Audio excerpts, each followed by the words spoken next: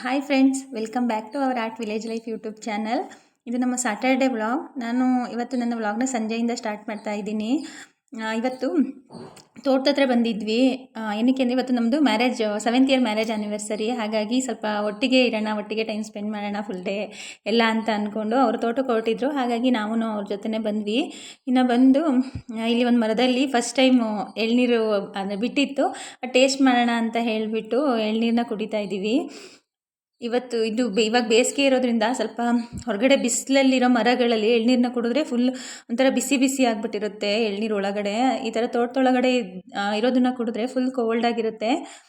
ತುಂಬ ಒಂಥರ ಟೇಸ್ಟ್ ಕೂಡ ತುಂಬ ಚೆನ್ನಾಗಿರುತ್ತೆ. ಹಾಗಾಗಿ ಅಲ್ಲಿ ಮನೆ ಹತ್ರ ಬೇಡ, ಇಲ್ಲಿ ತೋಟದಲ್ಲಿ ಎಳ್ನೀರನ್ನ ಕುಡಿಯೋಣ ಅಂತ ತೋಟದ ಹತ್ರ ಬಂದ್ವಿ. ಅದಂತೂ ಎಷ್ಟು ದೊಡ್ಡದಾಗಿತ್ತು ಎಳ್ನೀರು ಅಂದರೆ ನಮಗೆ ಕುಡಿಯೋದಕ್ಕೇ ಆಗಲಿಲ್ಲ, ಅಷ್ಟು ದೊಡ್ಡದಾಗಿತ್ತು. ತುಂಬ ಟೈಮು ಕುಡಿದು ಒಂದು ಎಳ್ನೀರಿಗೆ ಸಾಕು ಅನಿಸ್ಬಿಡ್ತು, ಅಷ್ಟು ಎಳ್ನೀರಿದ್ವು. ಆ್ಯಂಡ್ ಟೇಸ್ಟ್ ಕೂಡ ತುಂಬ ಚೆನ್ನಾಗಿತ್ತು. ಅದನ್ನೇ ಮಾತಾಡಿಕೊಂಡು ಕುಡಿತಾ ಇದ್ವಿ. ಎಷ್ಟು ಟೇಸ್ಟ್ ಚೆನ್ನಾಗಿದೆ ಆ್ಯಂಡ್ ಅದು ತುಂಬ ದೊಡ್ಡದಾಯಿತು, ಒಂದು ಎಳ್ನೀರಿಗೆ ಸಾಕು ಅಂತ ಅನ್ನಿಸ್ತು ಅಂತ ಹೇಳಿ ಎಲ್ಲ ಮಾತಾಡಿಕೊಂಡು ಅಲ್ಲಿ ಎಳ್ನೀರನ್ನ ಕುಡ್ಕೊಂಡ್ವಿ.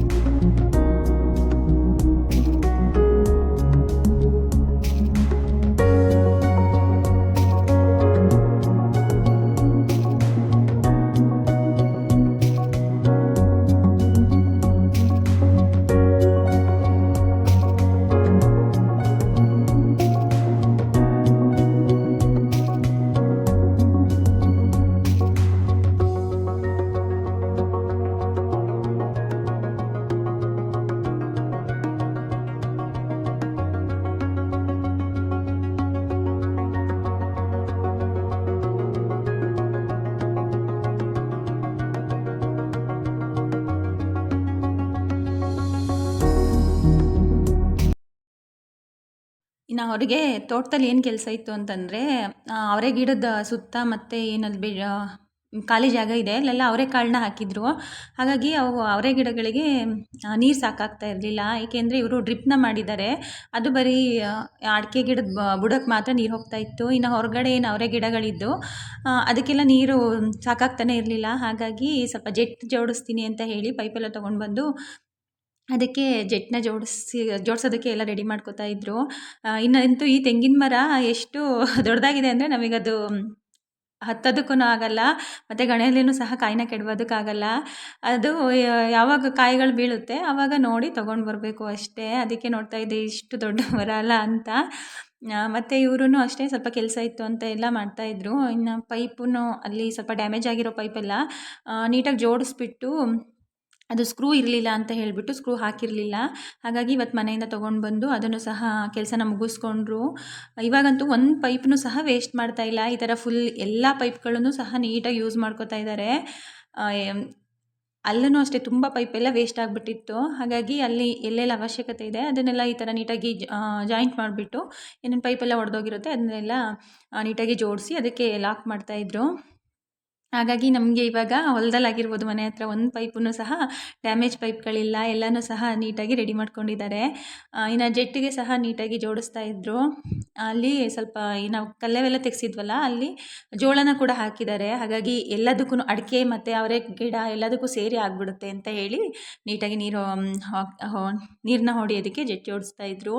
ಇನ್ನು ಅಷ್ಟೆಲ್ಲ ಅಲ್ಲಿ ಕೆಲಸ ಎಲ್ಲ ಮುಗಿಸ್ಕೊಂಡು ಮನೆಗೆ ಬಂದ್ವಿ. ಮನೆಗೆ ಬಂದು ಪೂಜೆನ ಮುಗಿಸ್ಕೊಂಡೆ. ಇವತ್ತು ಆ್ಯನಿವರ್ಸರಿ ಅಲ್ವಾ, ಹಾಗಾಗಿ ಪೂಜೆ ಎಲ್ಲ ಮುಗಿಸ್ಕೊಂಡು ಸ್ವಲ್ಪ ಸ್ವೀಟ್ ಮಾಡೋಣ ಅಂತ ಹೇಳಿ ಎಲ್ಲ ರೆಡಿ ಮಾಡ್ಕೋತಾ ಇದ್ದೆ. ಪೂಜೆ ಎಲ್ಲ ಮುಗಿಸಿ ಅಷ್ಟರೊಳಗೆ ಇವ್ರು ಬಂದು ಸ್ವಲ್ಪ ಪಾರಿವಾಳಗಳನ್ನು ಬಿಡ್ತೀನಿ, ನೋಡ್ತಾ ಇರು ಮೇಲೆ ನಿಂತ್ಕೊಂಡು, ಎಲ್ಲಾದರೂ ಹೋಗ್ಬಿಡುತ್ತಾ ಅಂತ ಹೇಳಿಬಿಟ್ಟು ಹೇಳಿದ್ರು. ಹಾಗಾಗಿ ಫಸ್ಟು ಪಾರಿವಾಳಗಳನ್ನು ನೋಡೋಣ ಅಂತ ಟೆರೆಸ್ ಮೇಲೆ ಬಂದೆ. ಅವರು ತೊಗೊಂಡೋಗಿ ಸ್ವಲ್ಪ ದೂರದಲ್ಲಿ ಬಿಟ್ಟರು.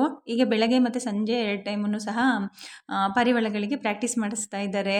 ಅಂದರೆ ಸ್ವಲ್ಪ ಏರಿಯಾನ ನೋಡ್ಕೊಳ್ಳಿ ಮತ್ತು ಒಂದು ಸ್ವಲ್ಪ ಅದಕ್ಕೂ ಹಾರೋದಕ್ಕೆ ಪ್ರಾಕ್ಟೀಸ್ ಆಗಲಿ ಅಂತ ಇದು ಮಾಡ್ತಿದ್ದಾರೆ. ಹಾಗಾಗಿ ನಾನು ಅಲ್ಲಿ ಪಾರಿವಾಳಗಳು ಮನೆಗೆ ಬಂದ ತಕ್ಷಣ ಇನ್ನು ಕೆಳಗಡೆ ಬಂದು ಇವತ್ತು ಸ್ವೀಟು ಬನಾನಾ ಕೇಸರಿಬಾತ್ ಮಾಡೋಣ ಅಂತ.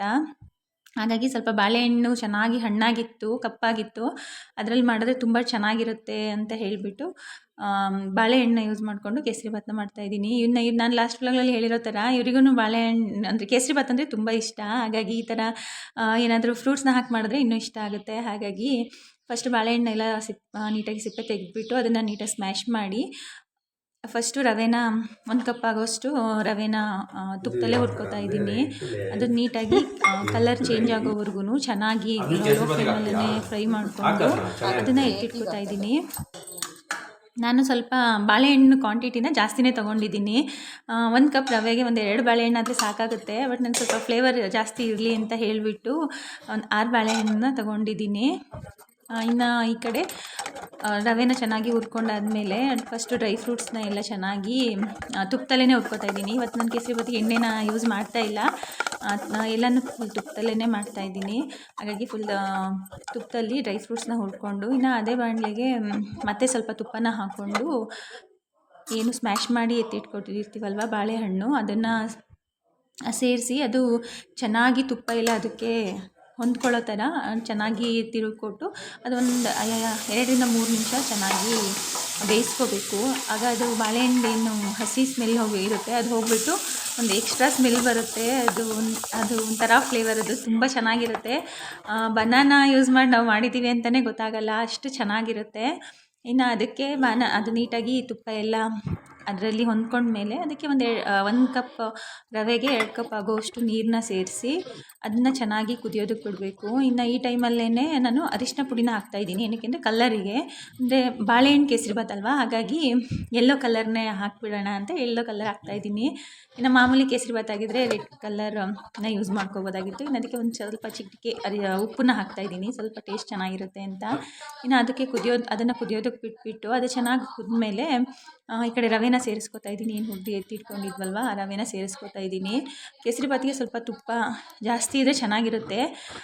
1 ಕಪ್ ರವೆಗೆ 1 ಕಪ್ ಆಗೋಷ್ಟು ತುಪ್ಪ ಮತ್ತು ಎಣ್ಣೆನ ತೊಗೋಬೋದು. ನನಗೆ ಎಣ್ಣೆ ಅಷ್ಟೊಂದು ಇಷ್ಟ ಆಗೋಲ್ಲ, ಮತ್ತು ತುಪ್ಪನೂ ಅಷ್ಟೇ ಜಾಸ್ತಿ ಆಗಿಬಿಟ್ರೆ ಕೇಸರಿಬಾತನ್ನ ತಿನ್ನೋದಕ್ಕೇ ಆಗೋಲ್ಲ, ಒಂಥರ ಸಾಕು ಅಂತ ಅನ್ನಿಸ್ಬಿಡುತ್ತೆ.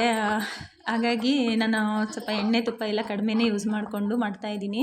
ಇನ್ನು ಇದು ನೀಟಾಗಿ ರವೆನ ಹಾಕಿಬಿಟ್ಟು ಚೆನ್ನಾಗಿ ಮಿಕ್ಸ್ ಮಾಡಿ ಒಂದು 2ರಿಂದ 3 ನಿಮಿಷ ಅದು ರವೆ ಚೆನ್ನಾಗಿ ಬೇಯೋ ಥರ ಫುಲ್ ಲಿಡ್ನ ಕ್ಲೋಸ್ ಮಾಡಿ ಇಡಬೇಕು. ಆಗ ರವೆ ಒಳಗಡೆ ಚೆನ್ನಾಗಿ ಬೆಂದ್ಕೊಬಿಡುತ್ತೆ.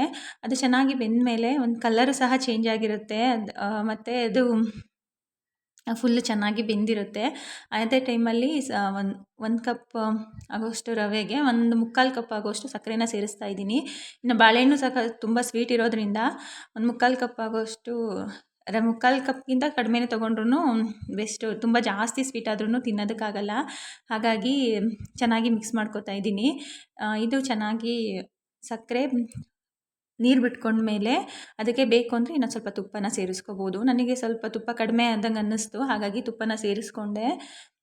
ಇದು ಬನಾನಾ ಕೇಸರಿಬಾತ್ ಮಾಡ್ತಾ ಇರೋದ್ರಿಂದ ನಾನು ಬನಾನಾ ಸ್ವಲ್ಪ ಜಾಸ್ತಿ ಕ್ವಾಂಟಿಟಿಲೇ ತೊಗೊಂಡಿರೋದ್ರಿಂದ ಅದು ಸ್ವಲ್ಪ ಅಂಟಂಟು ಥರ ಆಗುತ್ತೆ, ಬಟ್ ಟೇಸ್ಟ್ ಮಾತ್ರ ತುಂಬ ಚೆನ್ನಾಗಿರುತ್ತೆ. ನಾವು ಮಾಮೂಲಿ ಕೇಸರಿಬಾತ್ ಮಾಡೋದಕ್ಕಿಂತ ಈ ಥರ ಹಾಕೊಂಡ್ರೆ, ಈ ಥರ ಬನಾನಾ ಯೂಸ್ ಮಾಡ್ಕೊಂಡು ಮಾಡಿದ್ರೆ ಒಂದು ಎಕ್ಸ್ಟ್ರಾ ಫ್ಲೇವರ್ ಕೂಡ ಬರುತ್ತೆ. ಹಾಗಾಗಿ ನಾನು ಇನ್ನೊಂದು ಸ್ವಲ್ಪ ತುಪ್ಪ ಕಡಿಮೆ ಆಯಿತು ಅಂತ ಹೇಳಿ ತುಪ್ಪನ ಹಾಕ್ಕೋತಾ ಇದ್ದೀನಿ.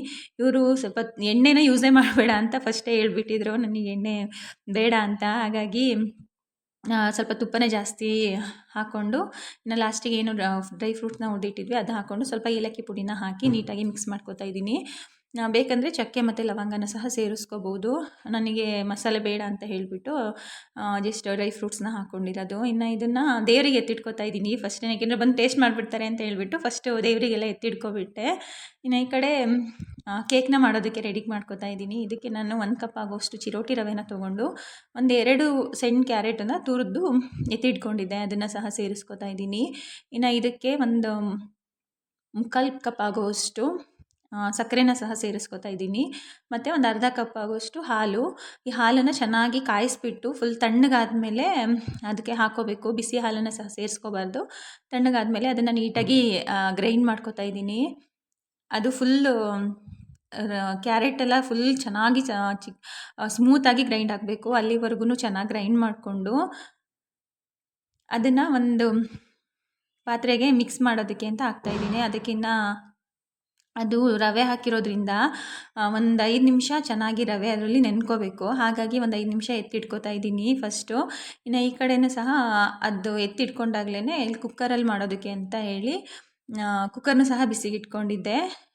ಇನ್ನು ನಮ್ಮದು ಕೇಕ್ ಮೋಲ್ಡ್ ಇರಲಿಲ್ಲ. ಹಾಗಾಗಿ ಈ ಥರ ಒಂದು ಅಲ್ಯೂಮಿನಿಯಂ ಪಾತ್ರೆಗೆ ನೀಟಾಗಿ ತುಪ್ಪನ ಹಾಕಿಬಿಟ್ಟು ಅದಕ್ಕೆ ಸ್ವಲ್ಪ ಕೆಳಗಡೆ ಮೈದಾನ ನೀಟಾಗಿ ಸ್ಪ್ರೆಡ್ ಮಾಡಿಬಿಟ್ಟು ಅದಕ್ಕೇ ಹಾಕ್ಕೋಬೋದು, ಚೆನ್ನಾಗಿಯೇ ಬರುತ್ತೆ. ನಾವು ಬಟರ್ ಪೇಪರ್ನೂ ಸಹ ಹಾಕ್ಕೊಳ್ಳೋ ಅವಶ್ಯಕತೆ ಇಲ್ಲ. ಈ ಥರ ಮೈದಾನೇ ನೀಟಾಗಿ ಸ್ಪ್ರೆಡ್ ಮಾಡಿಕೊಂಡ್ರೆ ಸಾಕು. ಇನ್ನು ನಾವು ನೀಟಾಗಿ ಅಳತೆಯಲ್ಲೇ ಹಾಲು ಮತ್ತು ರವೆ ಆಗಿರ್ಬೋದು, ಸಕ್ಕರೆನ ತೊಗೊಂಡ್ರೆ ಕೇಕ್ ಕನ್ಸಿಸ್ಟೆನ್ಸಿ ಕೂಡ ತುಂಬ ಚೆನ್ನಾಗಿರುತ್ತೆ. ಅದಕ್ಕೆ ಯಾವುದೇ ಥರ ಗಟ್ಟಿಯಾಗಿರ್ಬೋದು ಅಥವಾ ತೆಳುವಾಗಿರ್ಬೋದು ಆ ಥರ ಆಗೋಲ್ಲ. ಕೇಕ್ ಯಾವ ಥರ ಕನ್ಸಿಸ್ಟೆನ್ಸಿ ಎಷ್ಟು ಬೇಕೋ ಅಷ್ಟೇ ನೀಟಾಗಿ ಆಗುತ್ತೆ. ಅಳತೆ ತುಂಬ ಮುಖ್ಯ. ಹಾಗಾಗಿ ಇನ್ನು ಅದಕ್ಕೆ ಸ್ವಲ್ಪ ತುಪ್ಪ ಮತ್ತು ಎಣ್ಣೆನ ಹಾಕಿಬಿಟ್ಟು ಒಂದು 1/4 ಕಪ್ ಆಗೋಷ್ಟು ತುಪ್ಪ ಮತ್ತು ಎಣ್ಣೆನ ಮಿಕ್ಸ್ ಮಾಡಿ ಅದಕ್ಕೆ ಒಂದು ಚಿಟಿಕೆ ಬೇಕಿಂಗ್ ಸೋಡಾ ಮತ್ತು ಒಂದು ಅರ್ಧ ಸ್ಪೂನ್ ಆಗೋಷ್ಟು ಬೇಕಿಂಗ್ ಪೌಡರ್ನ ಸೇರಿಸ್ಕೊಂಡು ಚೆನ್ನಾಗಿ ಮಿಕ್ಸ್ ಮಾಡ್ಕೊತಾ ಇದ್ದೀನಿ.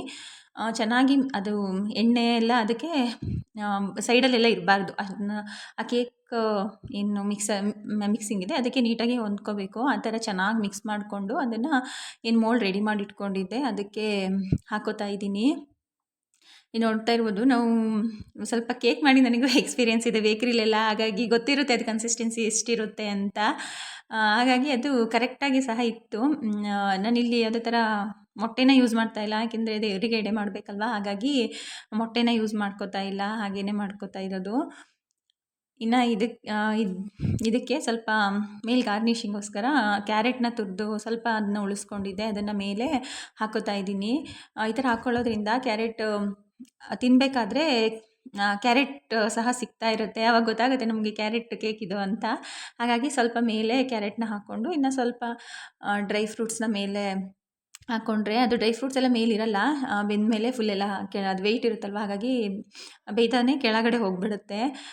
ಅದು ಕೆಳಗಡೆ ಕೇಕ್ ತಿನ್ನಬೇಕಾದ್ರೆ ಡ್ರೈ ಫ್ರೂಟ್ಸ್ ಕೂಡ ಸಿಕ್ಕಿದ್ರೆ ತುಂಬ ಚೆನ್ನಾಗಿರುತ್ತೆ. ಹಾಗಾಗಿ ಇದು ಗಾರ್ನಿಷಿಂಗ್ ಎಲ್ಲ ಮಾಡಿಕೊಂಡು ಇನ್ನು ಈ ಕಡೆ ಏನು ಕುಕ್ಕರ್ನ ಹೀಟ್ ಮಾಡೋದಕ್ಕೆ ಇಟ್ಟಿದ್ದೆ. ಒಂದು 5 ನಿಮಿಷ ಹೀಟಾದರೆ ಸಾಕು. ಒಂದು ಮೀಡಿಯಮ್ ಫ್ಲೇಮಲ್ಲಿ ಹೀಟ್ ಮಾಡೋಕೆ ಇಟ್ಕೊಂಡು ಅದು ಕೆಳಗಡೆ ಒಂದು ಪ್ಲೇಟ್ನ ಇಟ್ಬಿಟ್ಟು ಅದರ ಮೇಲೆ ಅಂದರೆ ಸ್ಟ್ಯಾಂಡ್ ಬರುತ್ತಲ್ವ, ಸ್ಟ್ಯಾಂಡ್ನ ಇಟ್ಬಿಟ್ಟು ಅದ್ರ ಮೇಲೆ ಏನು ಕೇಕ್ ಮಿಕ್ಸ್ಚರ್ನ ಇಡ್ತಾಯಿದ್ದೀನಿ. ಇದನ್ನು ಒಂದು 30ರಿಂದ 40 ನಿಮಿಷ ನೀಟಾಗಿ ಬೇಯಿಸ್ಕೋಬೇಕು.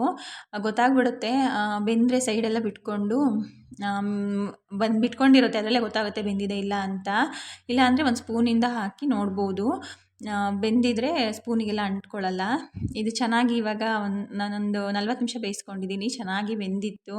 ಇನ್ನು ಅದೆಲ್ಲ ಬೆಂದಮೇಲೆ ಫಸ್ಟು ದೇವರಿಗೆ ಎಡೆ ಮಾಡೋಣ ಅಂತ ಹೇಳಿಬಿಟ್ಟು ಇಬ್ಬರು ಒಟ್ಟಿಗೆ ಪೂಜೆ ಮಾಡ್ತಾಯಿದ್ದೀವಿ. ನಾವು ಗೃಹ ಪ್ರವೇಶ ಆದಾಗ ಒಟ್ಟಿಗೆ ಪೂಜೆ ಮುಗಿಸ್ಕೊಂಡಿದ್ದು. ಅಲ್ಲಿವರೆಗೂ ಒಟ್ಟಿಗೆ ಪೂಜೆನೇ ಮಾಡಿರಲಿಲ್ಲ. ಹಾಗಾಗಿ ಇವತ್ತು ಪೂಜೆನ ಮಾಡೋಣ ಅಂತ ಹೇಳಿಬಿಟ್ಟು ಫಸ್ಟು ಪೂಜೆನ ಮುಗಿಸ್ಕೊಂಡ್ವಿ. ನಾವು ಒಟ್ಟಿಗೆಲ್ಲ ಪೂಜೆ ಮಾಡಬೇಕು ಅಂದರೆ ಇಂಥ ಸ್ಪೆಷಲ್ ಡೇನೇ ಬರಬೇಕು ಅಂತ ಅನಿಸುತ್ತೆ. ಇನ್ನು ಮಾಮೂಲಿ ದಿನದೆಲ್ಲ ಕರೆದ್ರೂ ಬರೋದೇ ಇಲ್ಲ. ಬಿಡು ಪರವಾಗಿಲ್ಲ ನೀನೇ ಮಾಡು, ಬರೀ ಮಂಗಳಾರತಿ ಕೊಡು ಅಂತಾರೆ ಹೇಳ್ತಾರೆ. ಹಾಗಾಗಿ ಇವತ್ತು ಇಬ್ಬರೂ ಒಟ್ಟಿಗೆ ಪೂಜೆನ ಮುಗಿಸ್ಕೊಂಡು ಇನ್ನು ಸ್ವೀಟೆಲ್ಲ ತಿಂದ್ಕೊಂಡು ಬಂದ್ವಿ.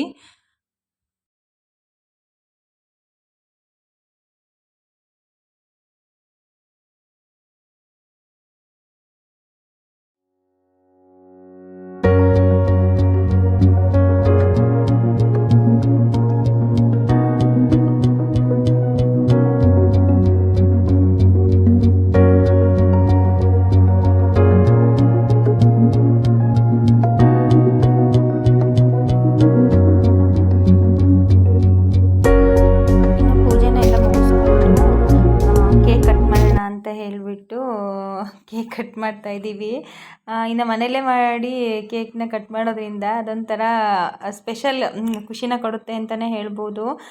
ಮತ್ತು ಟೇಸ್ಟ್ ಕೂಡ ಅದು ತುಂಬ ಚೆನ್ನಾಗಾಗಿತ್ತು ಕೇಕ್ದು. ಇವರು ಅದನ್ನೇ ಹೇಳ್ತಾಯಿದ್ರು. ಮತ್ತು ಮಗ ಅಂತೂ ಫುಲ್ ನಿದ್ದೆ ಮೂಡಲ್ಲಿದ್ದ. ನಾವು ಕೇಕ್ ಕಟ್ ಮಾಡಬೇಕಾದ್ರೇ ತುಂಬ ಟೈಮಾಗಿ ಹೋಗ್ಬಿಟ್ಟಿತ್ತು. ಹಾಗಾಗಿ ಅವನು ಫುಲ್ ನಿದ್ದೆ ಮೂಡಲ್ಲೇ ಇದ್ದ. ಹೊರಗಡೆ ಎಲ್ಲ ಕೇಕ್ ತೊಗೊಂಡು ಬಂದರೆ ಅದು ಕ್ರೀಮ್ ಎಲ್ಲ ಹಾಕಿರ್ತಾರೆ, ಅಷ್ಟೊಂದು ಇಷ್ಟ ಆಗಲ್ಲ, ತಿನ್ನೋದಕ್ಕೆ ಆಗಲ್ಲ, ಸುಮ್ಮನೆ ವೇಸ್ಟ್ ಆಗಿಬಿಡುತ್ತೆ. ಹಾಗಾಗಿ ಈ ಥರ ಕೇಕ್ನ ಮಾಡ್ಕೊಂಡಿದ್ದೆ. ಇವತ್ತು ಪೂಜೆ ಎಲ್ಲ ಮುಗಿಸ್ಕೊಂಡು ಕೇಕ್ ಎಲ್ಲ ಕಟ್ ಮಾಡಿಕೊಂಡು ಇವತ್ತಿಂದು ಪ್ರೋಗ್ರಾಮ್ ಮುಗೀತು. ಇಷ್ಟೇನೆ, ಜಾಸ್ತಿ ಏನು ಅಂದರೆ ಆ್ಯನಿವರ್ಸರಿ ಅಂತ ಏನು ಸ್ಪೆಷಲಾಗಿ ಏನೂ ಇಲ್ಲ. ತುಂಬ ಸಿಂಪಲ್ಲಾಗೇ ಆ್ಯನಿವರ್ಸರಿನ ಮುಗಿಸ್ಕೊಂಡಿದ್ದೀವಿ. ಇವತ್ತು 3 ಥರ ಸ್ವೀಟ್ನ ಮಾಡಿದ್ದೆ. ಅಂದರೆ 3 ಥರ ಸ್ಪೆಷಲ್ ನಮಗೆ. ಅಂದರೆ ನಮ್ಮದು ಮದುವೆ ಆಗಿದ್ದ ದಿನ ಮಾರ್ಚ್ 8, ಮತ್ತು ಇವರು ಆರ್ಮಿಗೆ ಜಾಯ್ನ್ ಆಗಿದ್ದ ದಿನನೂ ಅಷ್ಟೇ ಮಾರ್ಚ್ 8. ಹಾಗಾಗಿ ನಮ್ಮದು ಆ್ಯನಿವರ್ಸರಿ ಸ್ಪೆಷಲ್ ಕೇಕ್ನ ಮಾಡಿದ್ದೆ. ಇನ್ನು ಇವ್ರದ್ದು ಆರ್ಮಿ ಜಾಯ್ನ್ ಆಗಿದ್ದ ದಿನ ಅನ್ನೋದು ಖುಷಿಗೋಸ್ಕರ ಇನ್ನು ಕೇಸರಿಬಾತ್ನ ಮಾಡಿದ್ದೆ. ಇನ್ನು ವುಮೆನ್ಸ್ ಡೇ ಅಲ್ವಾ ಇವತ್ತು, ಇಂಟರ್ನ್ಯಾಷನಲ್ ವುಮೆನ್ಸ್ ಡೇ, ಹಾಗಾಗಿ ಜಾಮೂನ್ನ ಮಾಡಿದ್ದೆ. ಹಾಗಾಗಿ 3 ಥರ ಸ್ವೀಟ್ನ ಮಾಡಿ, ಇನ್ನು ಇನ್ನು ಸಕ್ರಾಪಟ್ಟಣಕ್ಕೆ ಹೋಗಿದ್ವಲ್ವಾ, ಅಲ್ಲಿ ಮನೆ ದೇವ್ರ ಫೋಟೋನ ತಗೊಂಡು ಬಂದಿದ್ವಿ. ನನಗೊಂದು ಆಸೆ ಇತ್ತು, ಮನೆ ದೇವ್ರ ಫೋಟೋನ ಅಲ್ಲೇನೆ ತಗೊಂಡು ಪೂಜೆ ಅಲ್ಲೇನೆ ಪೂಜೆ ಮಾಡಿಸ್ಕೊಂಡು ಆಮೇಲೆ ತಗೊಂಡು ಬಂದು ಮನೆಗೆ ಇಟ್ಕೋಬೇಕು ಅಂತ. ಹಾಗಾಗಿ ಅಲ್ಲಿಂದನೇ ಫೋಟೋನ ತಗೊಂಡು ಬಂದಿದ್ದೆ. ಇನ್ನು ಫೋಟೋನ ತಗೊಂಡು ಬಂದು ಅದಕ್ಕೂ ಸಹ ಸ್ವೀಟ್ ಮಾಡಿದ್ನಲ್ವಾ ಅಂತ ಹೇಳ್ಬಿಟ್ಟು ಎಡೆ ಮಾಡಿಬಿಟ್ಟು ಪೂಜೆ ಮುಗಿಸಿದ್ದು. ಅಂದರೆ ಗೃಹ ಪ್ರವೇಶದಲ್ಲಿ ಇಬ್ಬರು ಒಟ್ಟಿಗೆ ಪೂಜೆ ಮಾಡಿದ್ದು. ಅದು ಬಿಟ್ಟರೆ ಇವಾಗಲೇ ಒಟ್ಟಿಗೆ ನಿಂತ್ಕೊಂಡು ಪೂಜೆ ಮಾಡಿದ್ದು. ಹಂಗಾಗಿ ಇವತ್ತು ಒಂಥರ ತುಂಬ ಸ್ಪೆಷಲ್ ಡೇ ಅಂತ ಅನ್ನಿಸ್ತು. ತುಂಬ ಖುಷಿ ಆಯಿತು ಕೂಡ. ಹಾಗಾಗಿ ಇಲ್ಲಿಗೆ ನನ್ನ ವ್ಲಾಗ್ನ ಇವತ್ತು ಮುಗಿಸ್ತಾ ಇದ್ದೀನಿ. ನಮ್ಮ ವಿಡಿಯೋ ನಿಮಗೆ ಇಷ್ಟ ಆಗಿದ್ರೆ ದಯವಿಟ್ಟು ಲೈಕ್ ಮಾಡಿ ಮತ್ತು ಶೇರ್ ಮಾಡಿ. ನಮ್ಮ ಚಾನಲ್ನ ಯಾರೂ ಇನ್ನೂ ಸಬ್ಸ್ಕ್ರೈಬ್ ಮಾಡ್ಕೊಳ್ಳೆ ಹಾಗೆ ವಾಚ್ ಮಾಡ್ತಾ ಇದ್ದೀರಾ, ದಯವಿಟ್ಟು ಸಬ್ಸ್ಕ್ರೈಬ್ ಮಾಡಿ. ನಿಮ್ಮ ಸಪೋರ್ಟ್ ಯಾವಾಗಲೂ ನಮಗೆ ಬೇಕು ಅಂತ ಕೇಳ್ಕೊತೀನಿ. ಹಾಗಾಗಿ ನಮ್ಮ ಚಾನಲ್ನ ಸಬ್ಸ್ಕ್ರೈಬ್ ಮಾಡಿಕೊಂಡು ವಾಚ್ ಮಾಡಿ. Thank you. Bye bye.